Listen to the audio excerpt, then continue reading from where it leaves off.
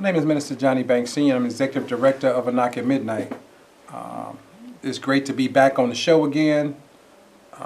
Just talk a little bit about what the events that has transpired in the last week, the last 7 days since we was on the show. I want to first give a thank you and a shout out to Judge Ingram for coming on the show last week, and also congratulate her on being seated again as presiding judge over the court that she's a part of. It's always good to know people who's making decisions about the lives of our young people, the lives of the citizens of Chicago, and who are fair and equitable in the decision making when it comes to the judicial system and the judicial process. So I'm really grateful to have spent some time with her. Grateful she was on the show. Also, last Tuesday was a presidential election, and I think many of us were surprised with the outcome. Some were surprised, some were not. Some were supporters of the winner, some were not. But a lot has happened. A lot of people are expressing their feelings, expressing their thoughts all over the country, all over the world about this last election. It almost seems like the same thing that happened in 2008, I believe, when President Barack Obama was elected president. It was some of the same outpouring of disenchantment, disagreement, disbelief, separation of self from the reality of what was going on right before people's very eyes. And it took 8 years, and people still did not believe that he could be elected and maintain the presidency for that length of time. And he still, today, we see the vestiges of that hate. We see the vestiges of that disagreement. We see the things that happened then, and they still are taking place today. And so on this show, for this time, I'll ask people to call in. The call-in number is 312-738-1060. And talk about how you feel about it, or what you thought about it, or what you think is going to happen in the future. How does America look with a Republican president the caliber of one Donald E. Trump? Is he going to be a president for the people? Is he going to be a president for a certain population of the people, a certain segment, or is he going to run this country in the ground? What you think? Why you think like that? And that's what we want to know. We want to hear, because I've been talking to people everywhere I go, just listening. I don't have a lot to say. I just want to listen, because I want to understand why people feel the way they feel, why they're making the decisions they make, why their opinions are the way they are. Because in any situation, especially where there's a two-party system, and we see right now that we really do need a three-party system. For all of the time I've been on earth, there's just been Republicans and Democrats, and you really didn't have another choice. Where we have seen now that no matter what happens, there needs to be another choice that can have the agenda of the have-nots slated in terms of what they're going to do if they're elected. That the people who are less than. Because no matter what happens in this country, we still see the same things over and over and over. And this election didn't change it. You know, that was not as much of an outpouring when we had a chance, we had a precedent set a few years ago, and we had a chance to change how the Electoral College did what it did. And that was when Al Gore won the popular vote, but he lost the election. And all of the mayhem that took place in Florida with the Chads and the subsequent cheating and disavowalment of people's votes. It was a lot went on in that election that year, and after it was over, everything just simply fell by the wayside, and George Bush went on to do what he did in his presidency. But we had a precedent set. We didn't do anything about it, and here years later, we have Hillary Clinton being the winner of the popular vote, but she did not win enough votes for the Electoral College to be voted in as president of these United States. And so we have to, there's some things we have to take a look at. And this time I don't think that we should let it fall by the wayside, whether we're for it or against it. And it's something that needs to be taken a look at, something that people need to really discuss. Is it outdated? You know, we was talking about something that was instituted over 100 years ago. Is it outdated? And that's what we're going to have to look at. Is it a democracy that's fair for all people, or is it a democracy that's fair for a few? And it's something that we're going to have to take a look at. We have a caller, and we're going to start right in taking a caller. Caller, could you please be brief with your comment or question? Yes, caller. Is that me? Yes, sir. You on?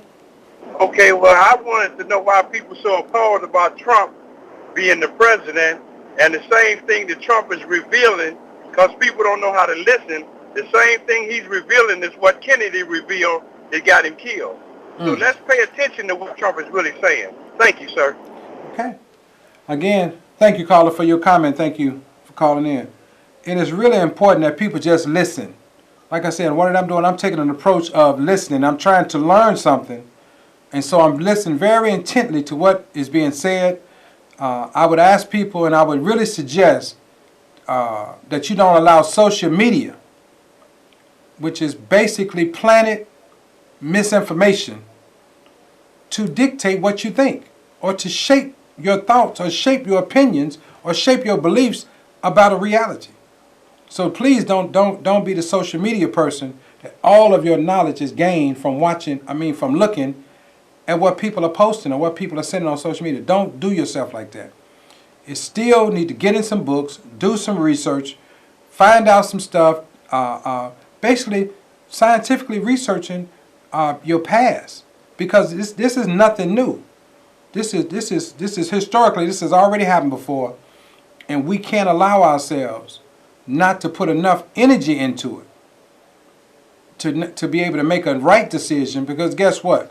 This time is going to pass so fast. We're going to be on the vestiges of another election in a year or so, 2 years. City of Chicago elections, state of Illinois elections, House of Representatives, senatorial stuff. It's coming up again very soon.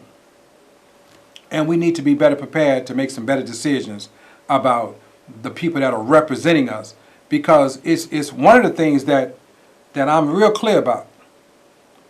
There was a revolt in this country with taxation without representation. I don't know if anybody else is appalled, but when it comes down to people simply taxing the soda pop, I mean, it's unbelievable.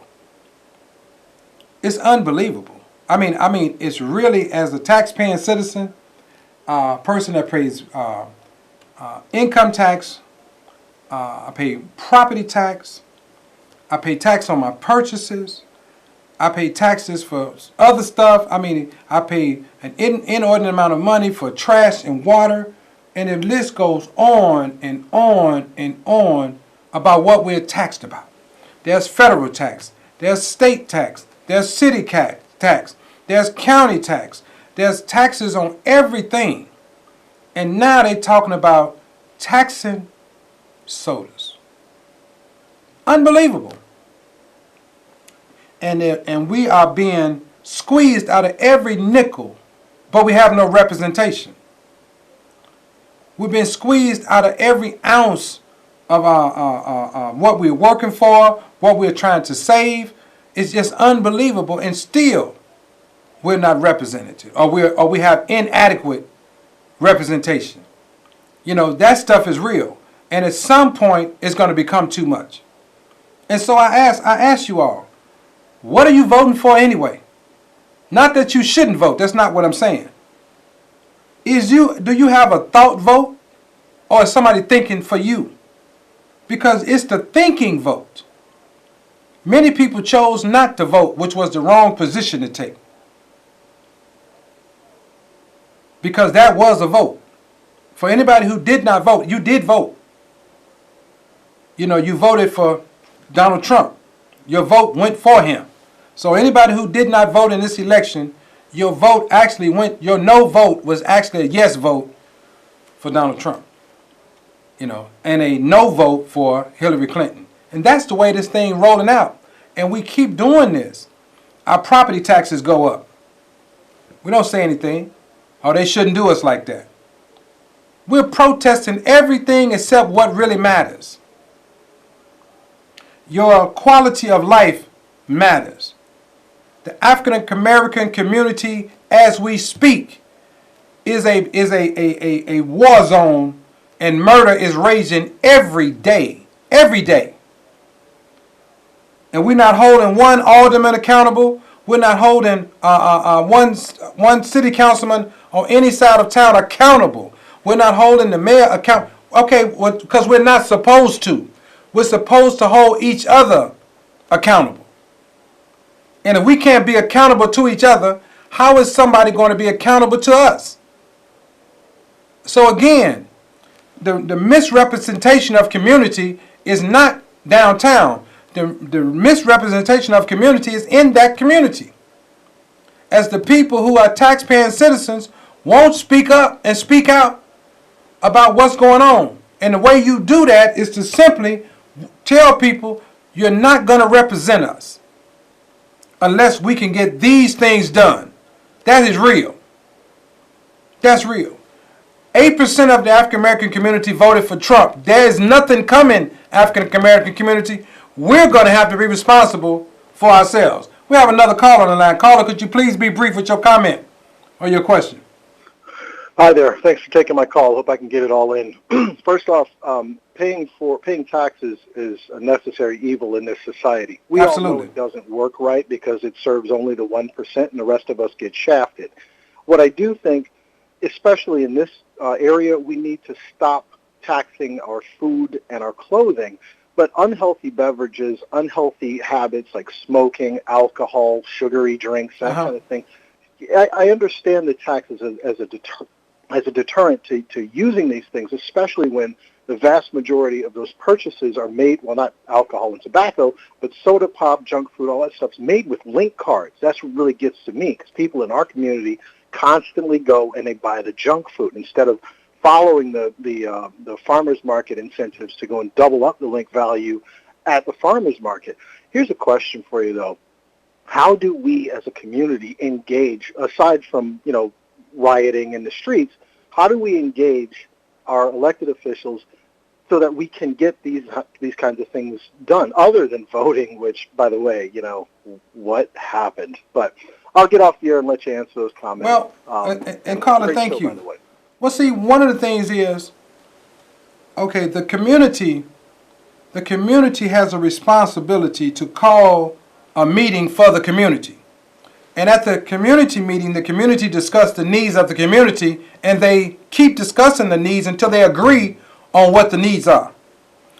At that point, the community calls in an elected official into the community meeting, not to be told what the elected official is going to do, but for the community to tell the elected official what he's going to do or what she's going to do. Period, point blank. With it being understood that you represent us, if you can't represent us, we will make sure that you do not represent us. So when you start talking about how it's done from a community level that we have to touch and agree. Yeah, there are so many things that need to be addressed. And let me give you a good example. Like what you said about the sugary this and this. Okay, so we tax unhealthiness and we tax sin. But we don't take the unhealthy taxes, the money from the unhealthy tax, and the money from the sin tax to create a healthy environment. We take the money from the sin tax and we take the money from the unhealthy foods, and Lord knows what happens to this money. They always tell us they're doing infrastructure, but all they're doing is creating more jobs for people, and the people in the community don't even qualify for the job. The people in the community don't even know the jobs exist because they don't come all the way back down to the community level. So it's on the community's responsibility to come together. We don't need no leaders. We need a community that agrees. Because we keep looking for a community and we keep looking for a spokesperson. We keep looking for a leader and we keep looking for a spokesperson, and that's not anything that has bear fruit to my knowledge in quite some times. We just need a conscious community that's having a discussion about the needs of that particular community. But that's hard to do because if we're going to tax without representation, we're also going to tax without education. Putting a blurb on TV trying to subliminally seduce me to go one way or the other is foolishness. But having outreach, going in communities and educating people about why they need to why the use of certain beverages or whatever needs to dissipate, why the property taxes went up, why the garbage and the water bills were put together and then presented as one when they need to be two. Because in the city of Chicago, if you do not pay for garbage removal, your water is going to be shut off. That's absolutely not right. It's just not right. But nobody's saying anything, and so when we start talking about the election of the president, that's the least of our worries. We need to be talking about the election of the people that's representing us day to day, right in our very communities, right before our very eyes, the people that we don't know. All the time we see them as if we happen to pass their office. All the time we see them as we happen to see them on TV discussing something that's going on in the city council. And we happen to see them when they're being elected, and they come to our churches. But they don't show up just walking the street, greeting people, talking to community, seeing what's going on, talking to children as they're going to school, talking to seniors as they're going back and forth to the doctor, talking to mothers or fathers as they're buying groceries in the grocery store. That's non-existent. That's called no representation. So we keep dealing with people that we have no clue of how they're living, who they are, what they really think. Do they really like their own people? Do they even want their own families around the people that they represent? You know, so we've gotten too complicated with this. Well, this is really a simple thing. The smallest form of government is family. And when two families come together, that is called we the people. And these two families come together and more families come in, that's called a precinct. So we have a precinct of families that touch and agree on their issues. And when you get enough precincts together, then it's called a ward. And see, we have gotten it too complicated. It is called family, which is the natural order of life that nurtures and educates individuals and children to be what they were created to be. And how can we be what we created to be if family can't govern themselves, and then families get together out of their own need to have someone to lead them and elect people who are incapable of leading them because they do not care. So we keep going into politics and politicians and not city men and statesmen, people who understand governance, understand the principles and rules of governance, and govern by those principles. We're being governed by the personalities of people. Because anybody who's sitting in front of your television, no matter who you are, you know what I've just said is true. Your representative does not come to your community and just walk through the community. Talk to the people. Just visit a school and stand outside and talk to young people going into the school. Go to churches and just talk to the people. Go to the neighborhood grocery store. Just to hear the drumbeat of what's going on in the area that they represent. That does not happen unless it's an election time. And at that point, you're only shaking the hand of a celebrity. Something's wrong with this picture. And we got so hyped up about what was going on Tuesday that we didn't say nothing about murder on Wednesday. We didn't say nothing about murder on Thursday. We didn't say nothing about murder on Friday. Because nobody that represents us cares.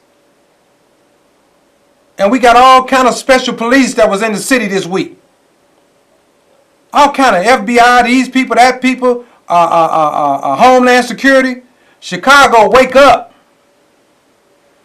We keep talking about one thing, and the stuff that's happening right around us, we don't even say nothing about it. I'm not against taxation. I'm against no representation. I understand the governmental system and how it should work. I really do understand that we hold these truths. What truths? Because people are not holding themselves to that high standard of representation. They're not doing it, and we're not holding them to it either. Because we can't hold another person to a standard that we choose not to hold ourselves to. So the family is not being represented properly. And if the families are not representing themselves, that means the people they elect to represent them can't represent them either. So on the lowest level of government, called family, which is the natural order of life, and we keep looking outside of family for a president, when every father is president and every mother is first lady, and their children are presidential children, and you get another family that's a president and a first lady, and these people come together and decide how they're going to be governed. And from the midst of these people comes somebody who can represent their health, their interests, their rights, and their needs, and not complain about it, not bargain with it, not play with it, not lobby with it, but stand as a man or woman who's been asked to represent other human beings. We are having a problem and nobody's saying anything. We have another caller on the line. Caller, could you please be brief with your comment or your question? Yes, hello? Yes, caller. Yes, hello. How you doing today? I just want to know, what do you think about Donald Trump and the presidency in general? That's my question. What I think about Donald Trump is, I'm from the deep South. I'm from the Delta, the great state of Mississippi, a state that swelters with interposition and nullification, a state that is famous for strange fruit on trees, that's famous for taking the lives of African American men, women, and children, a place that taught me racism, bigotry, and hate. And I was warned, do not become a reverse racist. Don't do the same thing to other people that I don't want done to me. Well, we're about to do some strange stuff. Because again, it's not Trump's problem that he was elected. It's our problem that he was elected. We still didn't go for representation. We settled for taxation. This is all I'm saying. This is all I'm saying. It doesn't matter whether it was Bush again, whether it was Reagan again, or whether it's Trump. We keep settling for taxation. We keep settling for giving up our resources, the struggle we have to get it, attain it, and retain it. And here we are back again discussing how somebody else is sitting in a seat that's different from who we thought should be there. Not my discussion. My discussion is, can I be represented properly based on my own health, interests, rights, and needs? Can I get a group of people to agree with me on what our health, interests, rights, and needs are? We stand up together and not elect, but select who's going to represent us. Hold them accountable because they are accountable because they have to meet with us to discuss our health, our interests, our rights, and our needs. Until that day comes, we're going to always be running around having trouble with the decisions of the masses. And I want you to listen to me very carefully. Having trouble with the decisions of the masses because of our own indecisiveness from an individual perspective. We have one more call. Caller, be brief with your comment or question. Yes, sir. Yes, sir. You know what? Great show. You're right. It's too late to protest now. You should have went and voted. Then you wouldn't have to be protesting. We don't even know what we want yet. That's why we don't get it. Absolutely, sir. Together, it goes back again to our health, interests, rights, and needs. Listen, our time is up. Great show. Thank for all the callers. Always remember, in the darkest hours, truth and knowledge are the way. Good night. I'll see you next Monday.